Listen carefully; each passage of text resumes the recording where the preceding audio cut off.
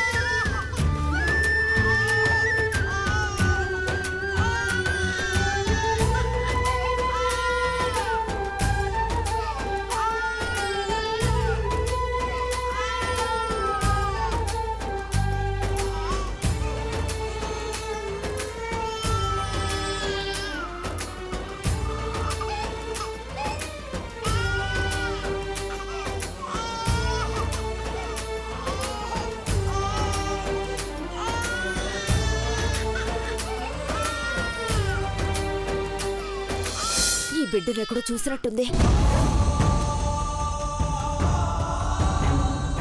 అవును, ఇది పరమేశం కూతురే, మహాదేవి బిడ్డ. అంటే పైడమ్మ తల్లి నుంచి కాపాడడానికి, ఆ వర్మ కంటపడకుండా తప్పించడానికి పరమేశం నీళ్లలో వదిలేశాడా?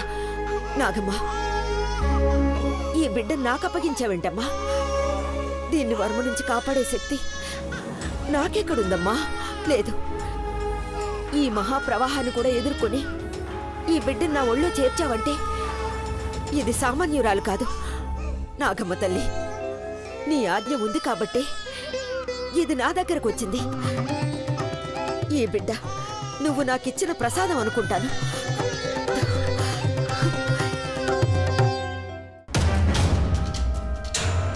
జై బేతాళ, దర్శనం దేహి.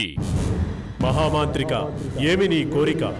నాగనిధి కోసం జన్మించిన అనిరుద్ధ్ నా వశం కావాలి.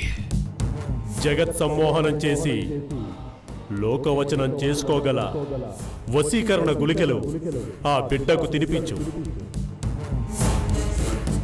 వాడి తలని నీ చేత్తో తాకు. మరుక్షణం నుండి నీ వశమవుతాడు. ధన్యుడి బేతాళ, ధన్యుండి.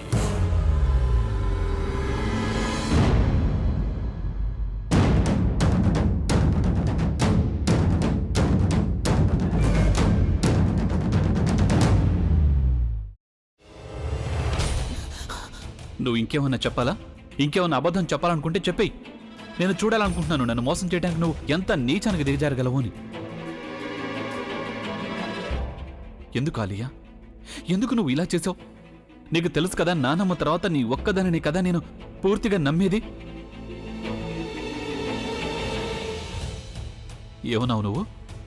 ఈ మధ్య అన్నిటినీ మర్చిపోతున్నావా? అది చాలు.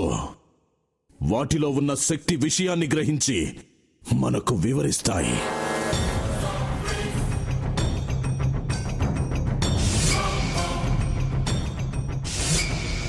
ఎవరు ఆ దండ విప్పొద్దు, గది తలుపులు తెరవద్దు.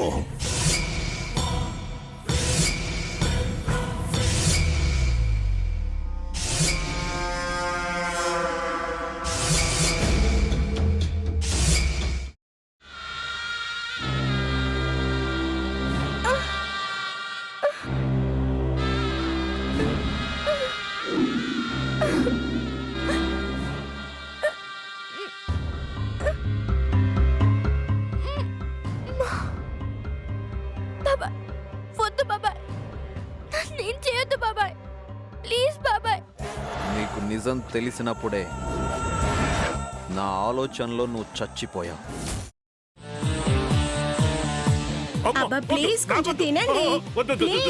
భీమారావు గారు, మీరా? ఇగో మీరా కాదు, సక్కుబాయ్. అవును, మీ పనామే లేచిపోయిందని చెప్పి కంప్లైంట్ ఇచ్చినావు కదా.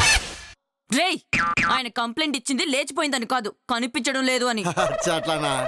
సరే మేడం. ఇడియట్. ఆ వంట మనిషి పేరేంటన్నారు? రత్తాలు మేడం. ఏం పెద్ద మంచి, నీ వంట మంచిని కూడా మేడం అని పిలుస్తావా? రేయ్ హాఫ్ బ్రెయిన్,